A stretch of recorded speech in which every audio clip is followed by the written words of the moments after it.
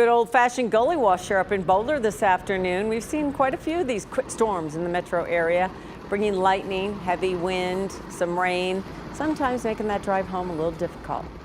Thanks for joining us. I'm Kim Christensen. I'm Tom Green. I don't know anything about it, so let's get right over to Kathy Saban because she does know what is coming this way this weekend. That's right. Let's do something about this. I mean, it is beautiful out there right now, and we have had a few showers and thunderstorms around the area, and we're watching as these storms kind of cross the Front Range foothills and move out onto the eastern plains. It's so far dry in downtown Denver, and for some reason, this does not want to advance.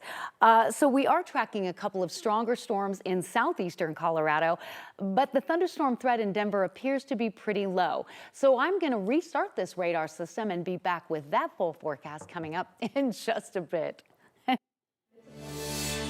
Two people now out of the hospital. This following that overnight collision between two trains in Boulder. It happened on tracks near 48th and Arapahoe, just north of Boulder Community Health. Crews were out there on the scene all day, cleaning up spilled fuel and assessing the damage done to the tracks and the train cars. 9 News reporter Lauren Scafidi is live near the derailment that also knocked out power as well. Lauren.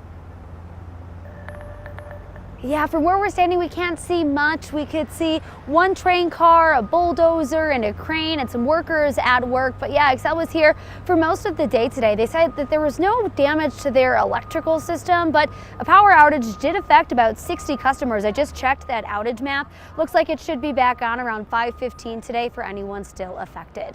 Here's a better look at some video from Sky 9 that we took earlier. The train was heading south from Valmont Street to Pearl Parkway around 11:15 last night. Boulder police say it crashed into some other train cars on the track and that some cars flew off the track completely. 2 crew members went to the hospital and they have been released. BNSF says a small amount of fuel leaked from the train, but it's not impacting the creek. Boulder PD says one rail bridge was destroyed in the crash, but no other damage besides a few trees. Some of the road closures that were in effect earlier, those are all back open tonight. Live in Boulder, Lauren Scafidi, 9 News. All right, Lauren, thanks for the update.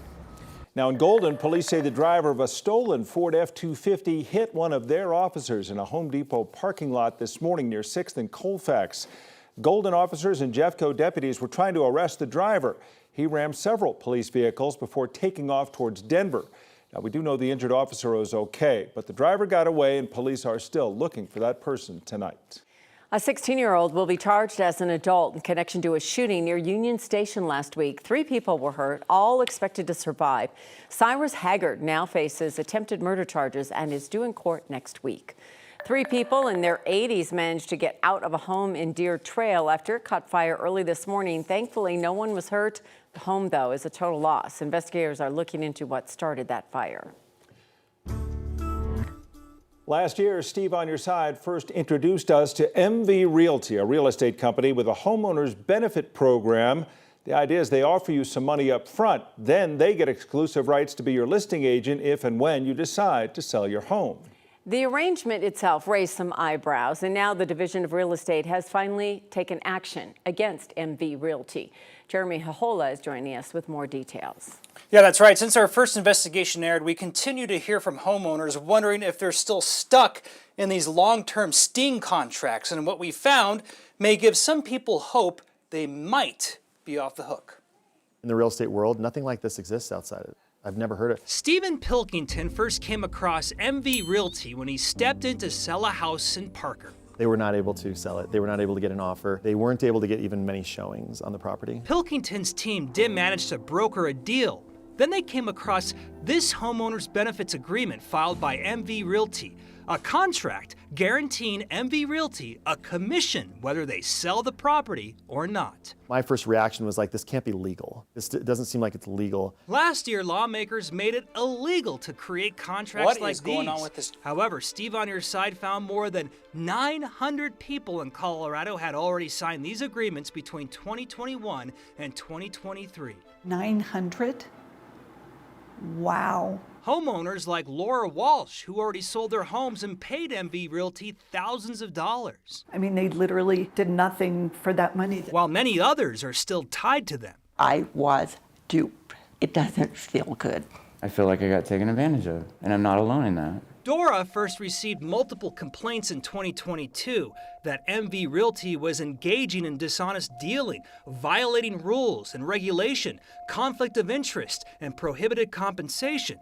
2 years later, Dora has now posted disciplinary action on their broker license lookup, including an order that MV Realty permanently surrenders their license within 45 days. Which to me seems very interesting because this contract is based on them having the ability to sell it, which now they've lost the ability to sell it in the state of Colorado. And if they lose the ability to sell the property legally, is the contract still in place? Which leaves hundreds of Colorado homeowners wondering, will they still be held to the terms of these agreements? Right now, we're pushing to close ideally in the first week of September. Depending on what comes out of this, I probably advise my client to speak with legal counsel to see if this MV Realty is just null and void. So we reached out to MV Realty. A person who answered the phone said she didn't know if they will continue to enforce their homeowner benefit agreements. The state told us, quote, the Real Estate Commission doesn't have the authority to void or negate the agreements that MV Realty entered into with consumers. As part of the disciplinary action, MV Realty will have to pay $23,000 in fines and fees. Live in the newsroom, Jeremy Hoholen, 9 News. Oh, tough news when you know you have to hire a lawyer. Yeah, sounds like it. Okay, thanks, Jeremy. And Colorado is one of several states joining a lawsuit against RealPage. That is the company that many apartment managers use to set rent prices. The complaint says RealPage is using private data to feed its algorithm, and the plaintiffs say that violates antitrust laws, since landlords are supposed to be competing with each other instead of sharing data to set prices. And Americans should not have to pay more in rent simply because a company has found a new way to scheme with landlords to break the law.